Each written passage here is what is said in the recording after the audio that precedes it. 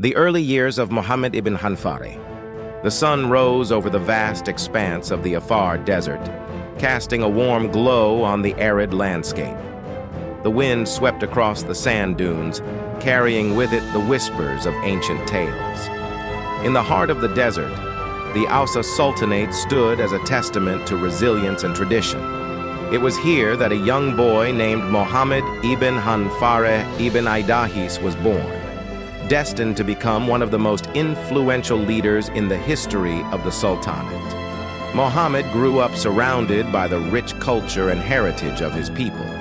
The Aussa Sultanate was a land of contrasts, where the harshness of the desert was tempered by the warmth of its people and the vibrancy of its traditions. The Sultanate had a deep-rooted history, with the Idahisu clan holding the hereditary position of Sultan. As a member of this clan, Mohammed was aware of his family's legacy and the responsibility it entailed. From an early age, Mohammed exhibited a keen intellect and a natural curiosity. He was drawn to the teachings of Islam, and his family decided to send him to the Islamic school in Harar, a city-state known for its scholarly traditions and spiritual significance. Harar was a bustling hub of Islamic learning, with scholars and students from across the region gathering to study the Quran and other Islamic texts. In Harar, Mohammed immersed himself in his studies, learning not only the religious teachings, but also the principles of leadership and governance. The city had a rich history as the capital of the Aussa Sultanate, and its walls echoed with stories of legendary warriors and wise leaders.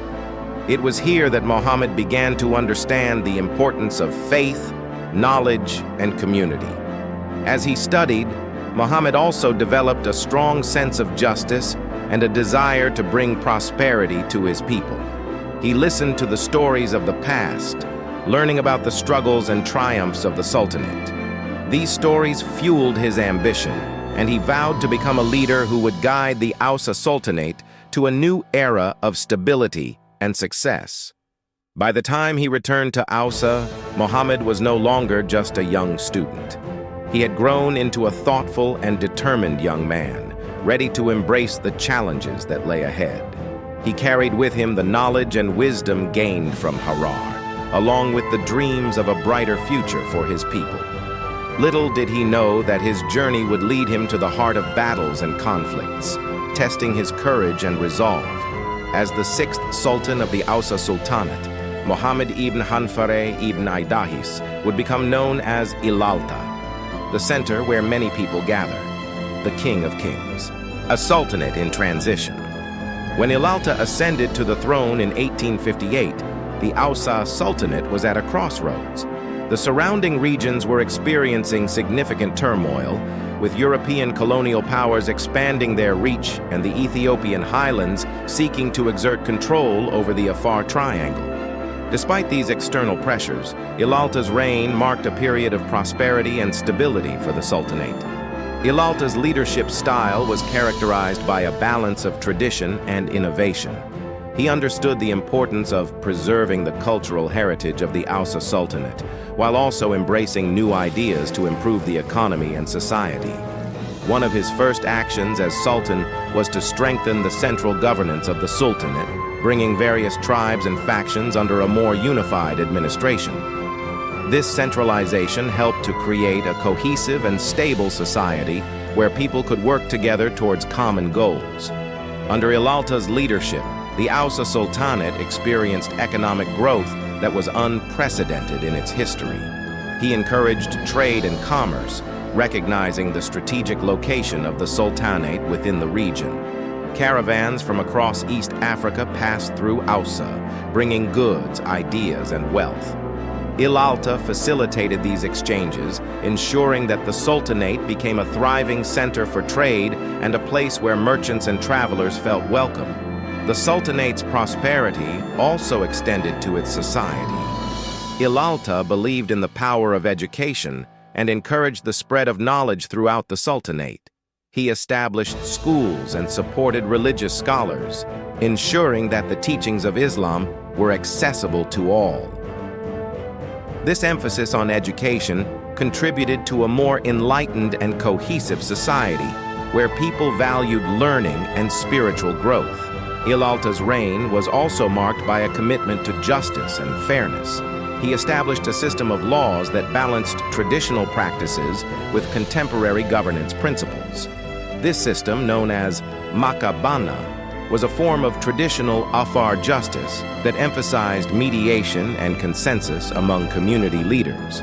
Disputes were resolved through discussions and agreements, reducing conflicts and fostering a sense of unity among the people. Illalta's fair and just leadership earned him the respect and admiration of his subjects, strengthening his role as the central figure in the Sultanate's stability. Despite the prosperity and stability, Illalta's reign was not without challenges. The Sultanate faced external threats from neighboring regions and European colonial powers, seeking to expand their influence. Illalta's diplomatic skills and strategic alliances played a crucial role in maintaining the Sultanate's autonomy. He understood the delicate balance between resisting external pressures and engaging in diplomacy to ensure the Sultanate's survival. As the years passed, Illalta's reputation as a strong and capable leader grew.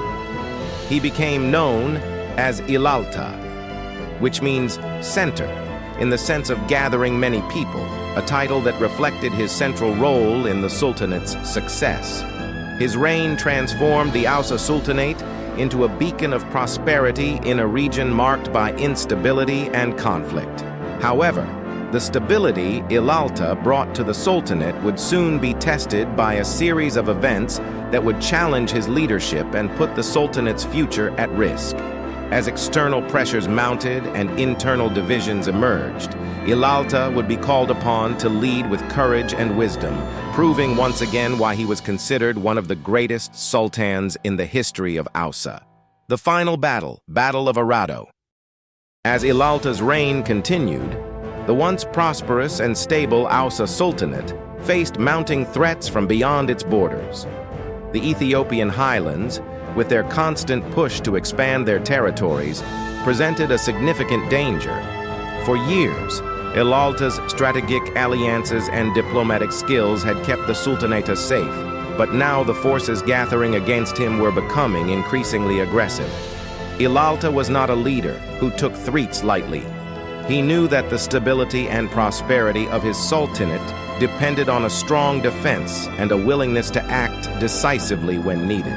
His earlier success in unifying the Sultanate's governance had provided a solid foundation, but he understood that more would be required to protect his people.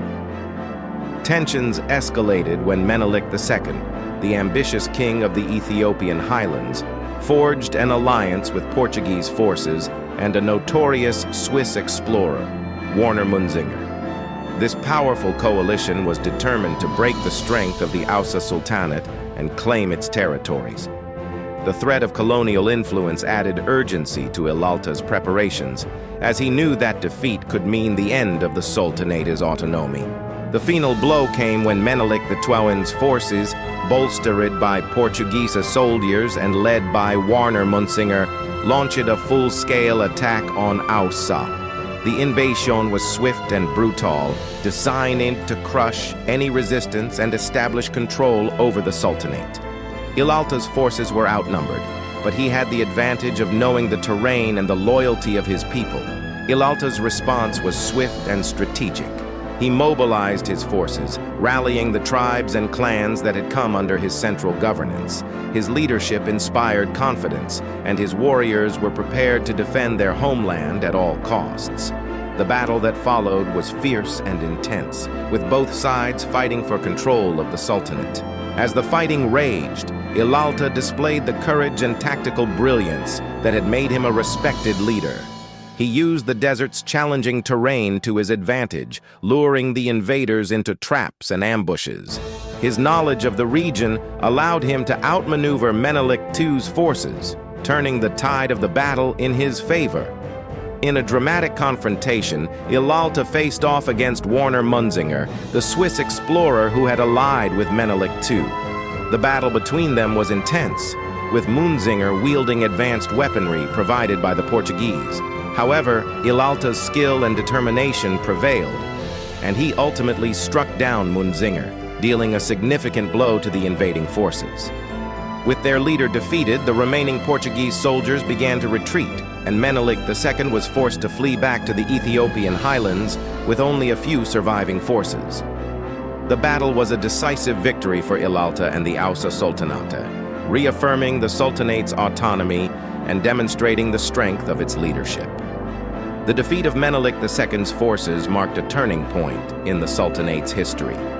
Illalta's victory solidified his reputation as a courageous and capable leader, earning him the respect of his people and the admiration of those beyond the Sultanate's borders. The Sultanate emerged from the conflict stronger and more united, with Illalta's leadership serving as a beacon of hope in a region marked by chaos and conflict. However, the battle also served as a reminder of the ongoing threats facing the Sultanate. While Illalta had successfully defended his territory, he knew that new challenges would inevitably arise. His victory over Menelik II was a testament to his strength and resilience, but it was also a call to remain vigilant and prepared for whatever lay ahead.